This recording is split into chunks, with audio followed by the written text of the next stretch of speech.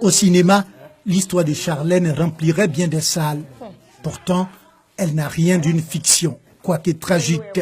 Aujourd'hui, âgée de 28 ans, Charlène entame une seconde vie. La jeune fille pense avoir retrouvé 25 ans après ses parents biologiques. J'attendais ce moment-là pendant des années, tout ça, j'attendais ce moment-là franchement. Donc, j'ai rencontré mes parents. Ouassakara, dans la commune de Yopougon. C'est ici que Marguerite a revu Charlène, sa fille enlevée à l'âge de 3 ans, selon elle. Cette page noire de sa vie continue de la hanter. C'est le jour où Gbagbo marchait au plateau. Donc, à la justice là-bas, les gens lassaient cailloux. Avant que les corps habillés vont venir là, on nous a fait tous coucher. C'était cailloux, bois, le feu ils mettent. Donc avant, ils vont finir de faire ça et puis je vais me rendre à Yopougon. Je viens, j'arrive devant la porte. On me dit, ma fille est perdue. Sa vie a basculé après la disparition de sa fille. D'une vie de famille paisible, sa situation a viré au drame. Je crois 2 ou 3 mois, mon mari, sa maman quitte au village, elle vient me dire, comme ma fille est perdue, elle est venue un mardi, que samedi, on va au village, ils vont me divorcer. Effectivement, samedi, arrivé, on allait au village, c'était un divorce. Comment le destin a réuni à nouveau mère et fille. La mère de la meilleure amie de Charlène va jouer un rôle décisif dans ce scénario. Un jour, dans les causeries, elle a dit à ma fille qu'elle n'a pas de parents. Parce que sa maman adoptive lui dit de chercher ses parents. Maintenant, elle imagine comment retrouver ses parents. En même temps, je me suis rappelé d'une fille du village, d'un cousin, un cousin qui a perdu sa fille à l'âge de 3 ans. Sûre de son intuition, elle en parle autour d'elle. De bouche à oreille, la nouvelle se répand. Elle parvient à Frédéric, l'oncle de Charlène. Il décide de prendre l'affaire au sérieux. Il entre en contact avec celle qui pourrait être sa nièce et la conduit chez sa mère. Quand elle est rentrée, ma vie, en même temps, elle m'a embrassé. Elle dit, maman. J'ai dit, Jésus. Donc, je lui ai posé question. Il dit, moi là, ma fille là, avant qu'elle va se perdre là, elle était malade. Elle a eu furon sur ses fesses. On l'a envoyée au CHU. Ils ont opéré. Mais moi, dans notre famille, on a un peu gros ombré. L'ombré là aussi là, je peux la reconnaître. Elle m'a dit, maman, c'est moi. Que si c'est comme ça, rentrons dans la maison, il me déshabiller. J'ai pris mes enfants, les filles, les garçons ne peuvent pas partir. Donc quand les filles, là, ils ont vu, ils ont commencé à crier. Ils disent, hey, maman, c'est notre sœur là. Charlène est aujourd'hui otage de sentiments diffus.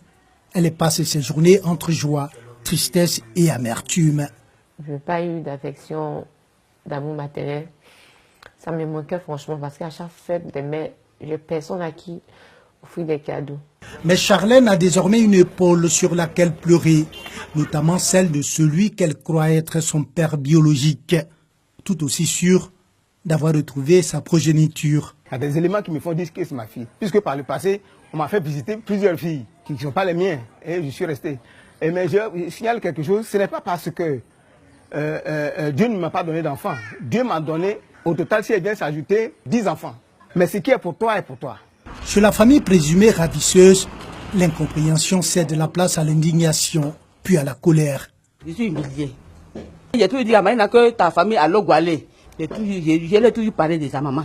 Personnellement, que ce ne sont pas que mon petit frère, même père, même mère, qui est décédé. Mais c'est que sa maman vit.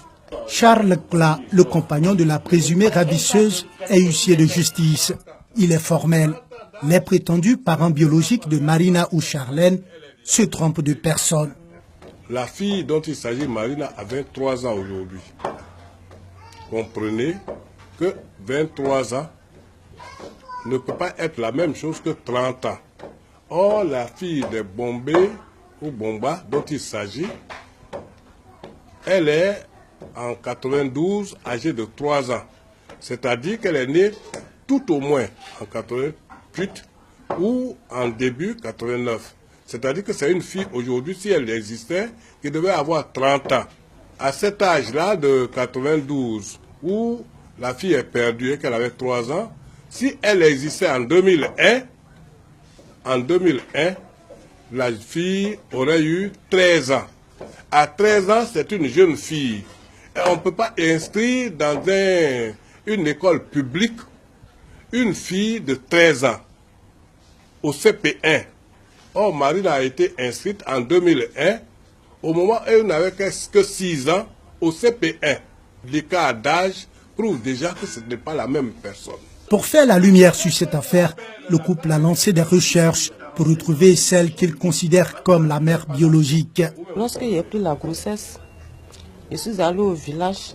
Ma mère me dit que ce type que tu as pris la grossesse avec lui, vous êtes parenté, que c'est ton grand frère. Lorsque Marine a eu 3 ans, la souffrance, j'ai dit à ma mère, tu as dit que moi avec mon grand frère on est parenté, on ne se marie pas. Donc, moi je vais aller me chercher. Elle dit, il n'y a pas de problème. Mais donne l'enfant à ta grande soeur. C'est l'enfant de ta grande soeur. Mais il ne faut jamais mettre l'idée d'un enfant là dans ta tête que c'est pour toi. Si tu veux vivre longtemps, tu veux faire ta vie jusqu'à tu as vieilli, il faut enlever l'idée d'un enfant dans ta tête. Donc c'est pour cela qu'un enfant se retrouve avec ma grande soeur. Elle n'est pas voulue. Un témoignage qui vient en rajouter au doute. Qui est la vraie mère de la jeune fille? L'énigme reste entière. Charlène ou Marina se retrouvent finalement avec 2 identités et au cœur d'un véritable mélodrame.